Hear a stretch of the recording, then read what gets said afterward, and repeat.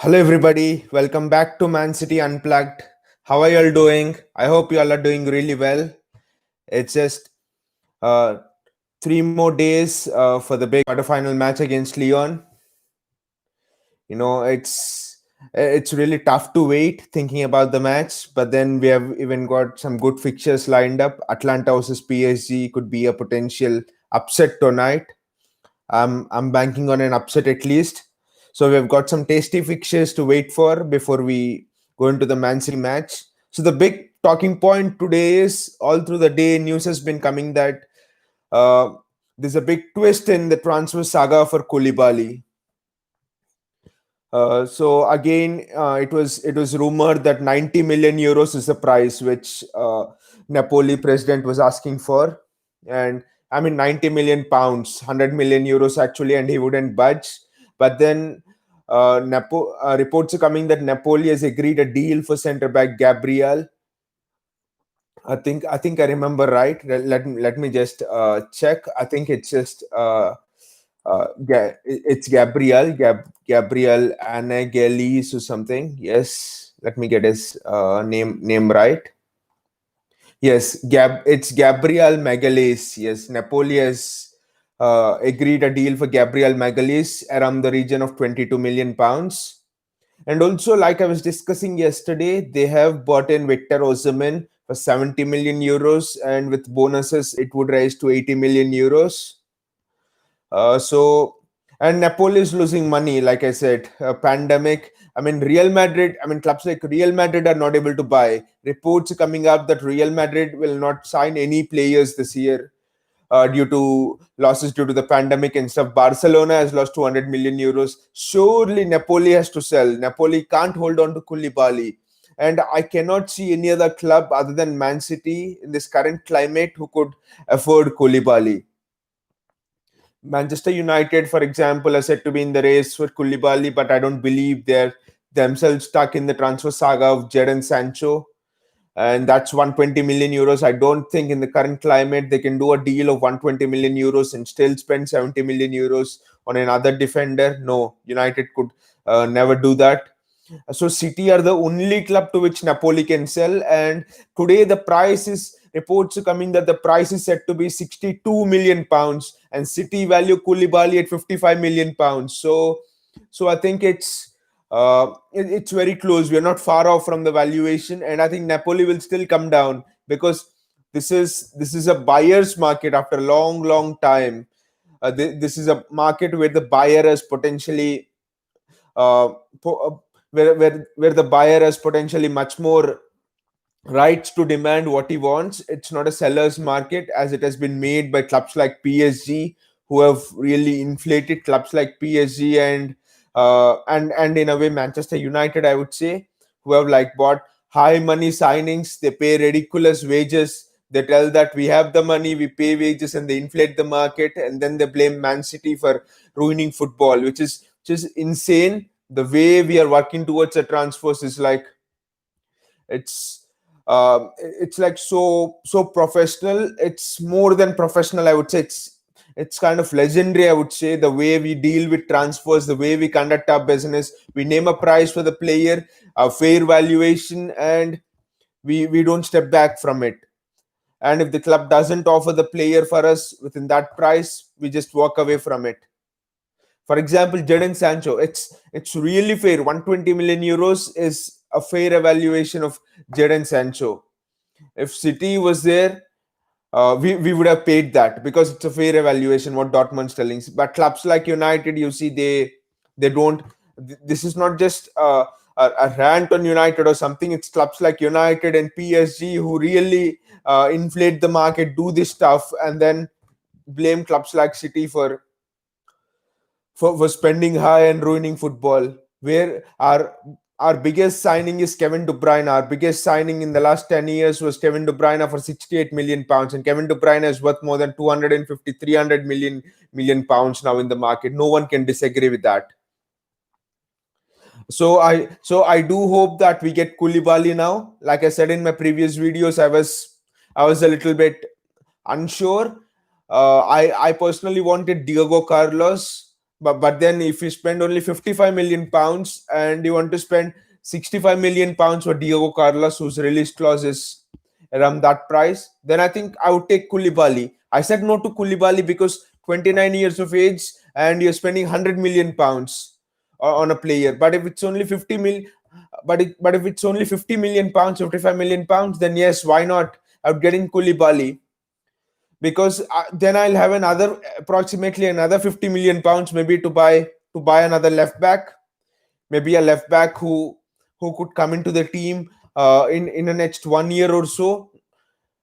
I mean, for 50 million pounds, I think you could maybe get David Alaba if the transfer talks break down. He's just in the last year, so Bain would cash in if David Alaba doesn't sign a contract. So 55 million for Koulibaly, I would set in another 55 million for a left back. And in the current climate, for 55 million, I think you would get a world class left back. There is absolutely no doubt about it. So this is going to be some tremendous business for City if they can pull this deal off for anything around about 60 million pounds. Anything more than that, I would just walk away from the deal and leave Koulibaly alone. And also another thing, uh, I mean, I was just thinking about the world class performance which was put in by Kyle Walker, especially against Madrid. He really rubbed the nose with Eden Hazard. He just pocketed Eden Hazard. I think it's one of the best performances from a fullback, from any fullback in a long, long time, where I mean, Kyle Walker having to defend against Eden Hazard was making runs and going into Real Madrid's box in the match. He was making runs literally to Real Madrid's midfield. I haven't seen a fullback maybe in the last 5, 6 years, 10 years who cut through the opposition's midfield, having two dangerous players, Fallan Mendy and Eden Hazard, two attacking players to mark, who just cut through the midfield just like a hot knife through butter. It was just incredible seeing Kyle Walker play in that form, in that world class form, because there were reports. I think it was just 6 months ago also that Kyle Walker's time is finished at Man City, and it's time that we find another right back. Nelson Semedo was being talked about. Sergi Roberto was being talked about. Even now also we are having links with Nelson Semedo and Sergi Roberto. Joao Cancelo was bought in, and Kyle Walker was told that he is almost finished at this level. He's doing too many mistakes. But just what a comeback from Kyle Walker! What a way he has proven his personality! What a way he has shown that what a big heart he has to just fight for every inch. He has shown that he will not give up. He will not give up without fighting. I mean, kudos to Kyle Walker. I think if he can just continue this form, I think he would be a great asset. I think he can easily play he's almost 28, 29 now. He can play almost another 2 years. And then since he has experience playing at the centre back position as well, he could maybe drop in there for a couple of years. After that, Kyle Walker's future at City looks very bright unless he has some big, tremendous lapses in concentration. And apart from that, I think Joao Cancelo also played really well. He literally owned that left hand side. I would say the difference between him and Mendy was, I know Mendy's just coming back from injury, but then the difference was Cancelo was more aggressive in the tackle. He just wanted it more. He went in for every ball. He showed me the hunger which I thought was missing from Mendy sometimes. Yes, Mendy puts in a lot more crosses. I think he's a better crosser than Joe Cancelo, but I would argue Cancelo is a better dribbler than Mendy, and it's also the favored side of Mendy. But then, apart from the attacking side, I would also see the defensive side, and Joe Cancelo was like excellent on the defensive side. It's like, I mean, he just made that mistake once or twice with Rodrigo. He just let Rodrigo get in too easily. But then I would also blame Rodri over there for not marking Karim Benzema tightly. I mean, Benzema had a free header, which he shouldn't have had. I think this is another lesson. Pep will show them in their post-match analysis of the tactics and stuff that Benzema should no way be having a free header. It was not once. I think Benzema was free in the box 4 or 5 times. He once got turned and got a shot away. He turned Laporte once. I mean, he was free in the box 4 or 5 times. I mean, just imagine if you face someone like a Barcelona or a Bayern Munich, and you leave someone like a Lewandowski or a Lionel Messi free. Like that, they will make you pay, or a Luis Suarez free. They will make you pay surely. So we can't. We should be really tight to the attackers. We can't let them be free. I think that's one lesson which we could take away from that tremendous performance against Real Madrid. A performance filled with hunger, a performance filled with great passion, performance where you could really see that City wanted it more. Like Raheem Sterling was telling in an interview today that, I mean, leave the talent, everything apart. Even the other side had good talent. I mean, Rafael Varane was almost one of the best centre backs. I mean, Carvajal, one of the best right backs. Ferland Mendy, best. I mean, the midfield of Madrid was really good. You had Benzema, one of the most on-form strikers. But then, like Sterling said, we wanted it more. We showed more hunger, and I think that is a key for City to really progress further in this Champions League, uh, to really go far in this Champions League, to show that hunger, to show that desire, run more than everybody. Phil Foden, for example, ran 2 kilometers by 50 minutes more than any other player on the pitch. 2 kilometers more than any other player on the pitch. That's hunger for you. That's desire for you. That's the want, that's the passion for you to go and express yourself. That's the passion which sends a message, that message not to the world but message to yourself as well, that yes, I want it more than anything else. Yes, I want to do this for my club. I want to do this for everybody over here, for my friends, for family, for Pep, for everybody, for the fans, the staff. I want to achieve this. And every City player showed this on the pitch against Madrid, and I'm really proud of that. And as Man City fans, as fan family, as supporters of the club, we are very proud of what City had done that night. Not just winning, but the mentality they've showed in winning. I mean, I think that was the one thing that was really lacking from our performances in the past in Champions League. It's not about winning, but it's about the desire and the mentality that we showed. We were always in the past in the knockout matches, even against Spurs last time. We were a bit skeptical. We were a bit doubtful. We were a bit afraid of doing things. But against Madrid, we were sure. Even at 1-1, if Madrid had scored the tie would be level, still we didn't panic. We played as we pressed high. We played as if we bossed the match. We owned the match. We played with a Tigers mentality. We played with a Lions mentality. We played with the mentality that whatever, even if Real Madrid score, we don't care. We have the guts to score two more. We have the guts to snatch this match. Even if we are on the verge of defeat, we have the guts to go far. I think that's a really very important quality which was displayed by us. It's again the mentality. Teams that win the Champions League are the ones with the great mentality. You see all the teams from the past, everyone, they're the ones who believe. They might not be the most talented, but they're the ones who believe in themselves the most. And I think this year I see that in City. And another player I would say who went under the radar was Ilkay Gundogan. I think Gundogan probably has been one of the best, most consistent performers for City over the last 2 3 years. I mean, ever since he has come to the club, there is very little he has done wrong. He holds the ball up tremendously well under pressure. I think in the second half, especially when Madrid began to go for it, they pressed high, especially after City's second goal. They couldn't get a foothold in the match, and it was because of Gundogan. I mean, Gundogan didn't allow Madrid to retain position. I mean, when it was tight in the midfield, when the going stuff, who rises? Our heroes rise, and it was Gundogan who was the unsung hero of that match. It was Gundogan who literally decided where the match went. I mean, this kudos to Gundogan. In tight spaces, he turned, he recycled the ball, he took the pressure on himself, he made runs into the box, he timed the runs extremely well, he went back and made tackles, he covered up for the central defenders. I mean, everything you could ask of a man who's so always under the radar, who's quiet always. I mean, quiet in terms of personality, the way he is.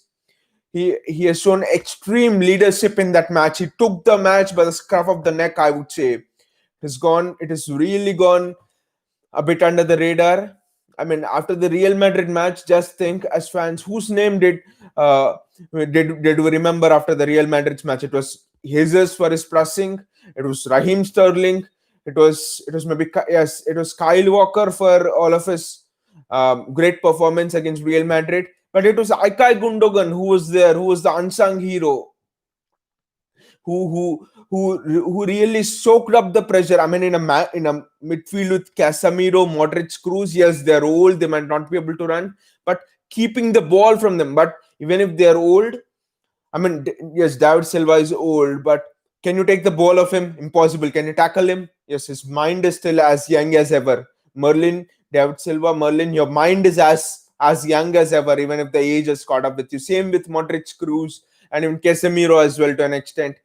And still, Gundogan was two steps ahead of them. That showed what a quality player he is. And also, I think in this entire team, you should remember that Gundogan is the only one who has played in a Champions League final. I mean, uh, I know that Claudio Bravo played with Barcelona, but then Claudio Bravo is not as actively involved in the team now. So Gundogan is the only one who has played in the Champions League final for Dortmund against Bayern Munich. So he knows how it is playing in that big occasion.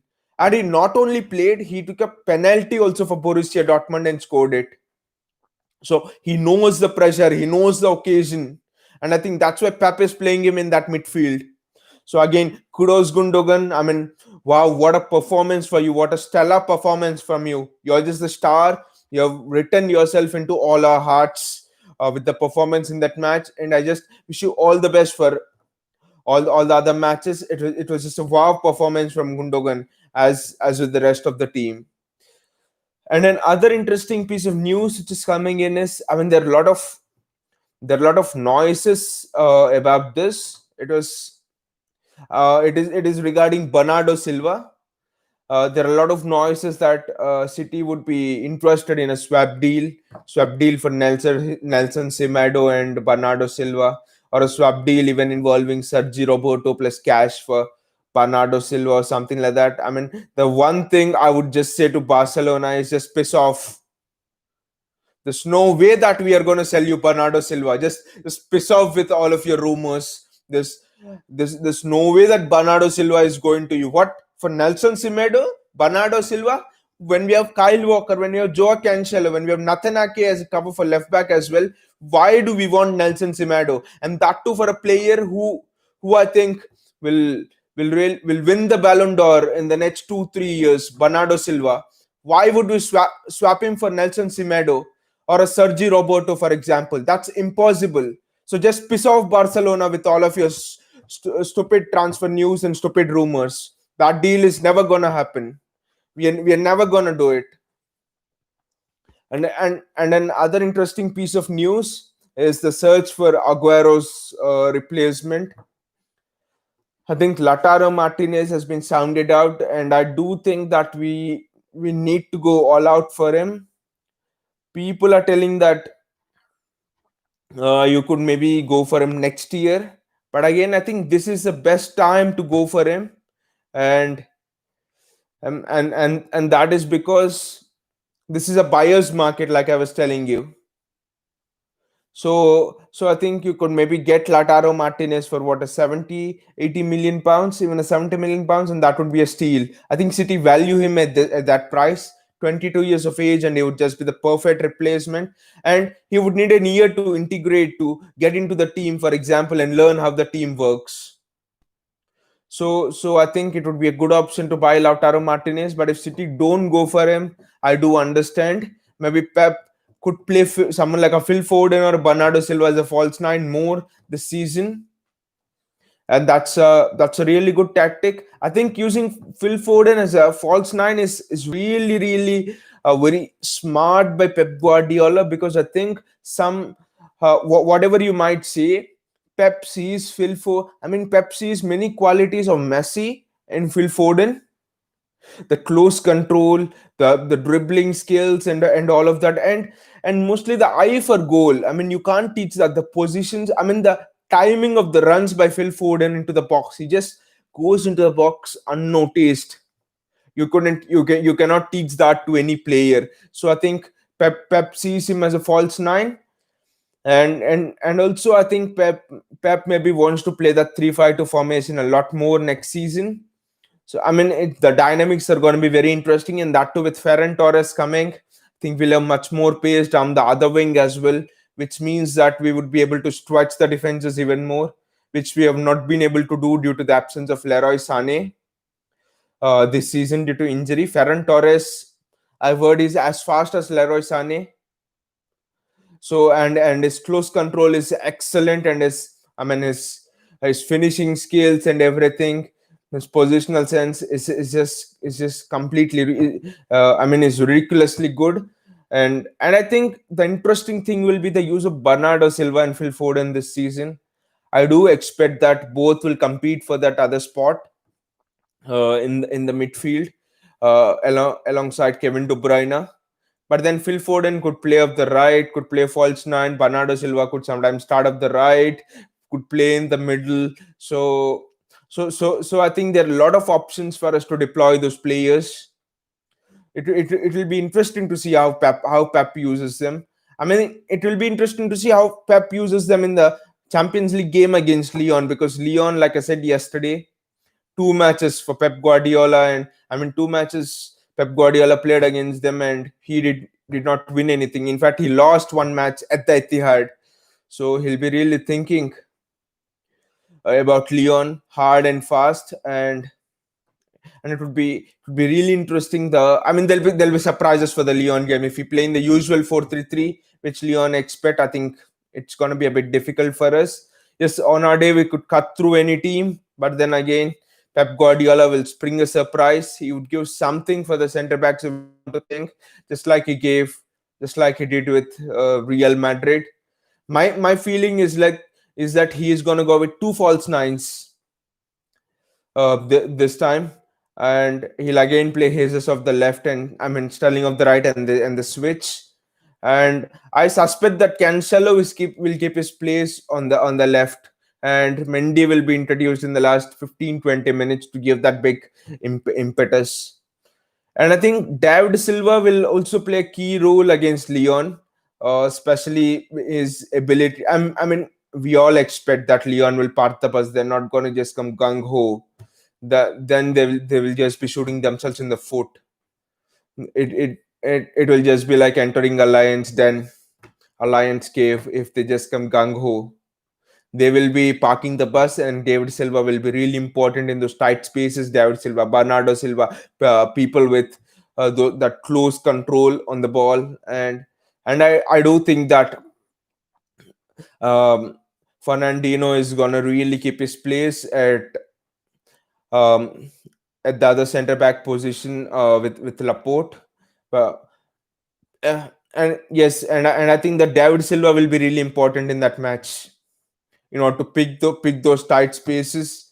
And uh, but again, I think that it would be nice if Fernandinho plays in the midfield instead of Rodri. It's difficult because I think in a game against Lyon where they'll do counter attacks, you need a player who can really change the tempo of the match, commit those fouls before the opposition players enter the dangerous areas in box. I think Rodri has not been able to do that. I again keep referring back to that Norwich game because it's been a classic case of us getting torn through the midfield. Fernandinho was there, and that would never have happened because he would have just taken one for the team, brought down a player at the center circle or something like that, just fouled at the important moment. That is really important to prevent counter attacks. And I think that is something which Rodri has to learn. I don't say that he has to learn fouling, but then he has to learn how to really control the tempo of the game, which means how to just take the player out if possible before he gets into the dangerous position. If if City, if just not City, if any team faces a one-on-one with the central defenders, then the central defensive midfielder is not doing his job. The fact that City faced, the fact that City exposed the center backs, the fact that our team exposed the center backs a lot of times It's a is an indication that Rodri did not do his job good enough. Every time Otamendi was run at one on one against the central defender, I blame Rodri for it, because with Fernandinho it would never have happened. Rodri should know. He should take one for the team. He should just bring him down. Whatever, do it. Whatever you might call it, tactical fouling, or do it whatever. You just need to bring him down and make sure that your defenders do not have a free run at. So that's one aspect I think Rodri has to learn. Other than that, he's really good at recycling the ball. His passing is excellent. He provides good height, good in the air. His shots are really good from outside the box. That reading of the play is something which I think he has to learn, which Fernandinho is still an expert at, and I think that's the reason why he has at least an year or two at the club in order to guide people who are coming into that position. It might be Rodri, we might buy Hosim Aurar, who by the way is going to play for Lyon. But it's really important that Fernandinho just guides the people into that position, guides the people at Mancity into that position. I mean, dream was watching Fernandinho, Kevin De Bruyne, and David Silva, and that in that midfield three. In that 2017 season, it was just opposition teams just did not know what to do, how to bypass those three. It was just excellent. It was just an excellent balance. It was what I mean. Happiness was just watching Kevin De Bruyne and David Silva play as those false nines, two false uh sorry, not false nines, playing those two cam positions with Fernandino sitting back at them. The runs they were making into those half spaces, it was just excellent. It was just wonderful. Two tens. Yeah. So that's pretty much it for today. I hope you're like really enjoying the content. Just let me know in the comments below, what do you think about this transfer saga of Koulibaly. Are we going to get him? My personal feeling is that we are really very close to getting him, and and yes, I think in a week or two the deal looks really imminent. And also just let me know your views on Bernardo Silva, and I mean the transfer related to Bernardo Silva and Nelson Semedo. I would just say straight to Barcelona, just piss off. If they ask for Bernardo Silva, they have no right. They have no right to ask for it. And if you're enjoying the content, do like this video, and also do subscribe to the channel. It just means a lot to me. And see you again tomorrow. Have a nice day and take care. Bye.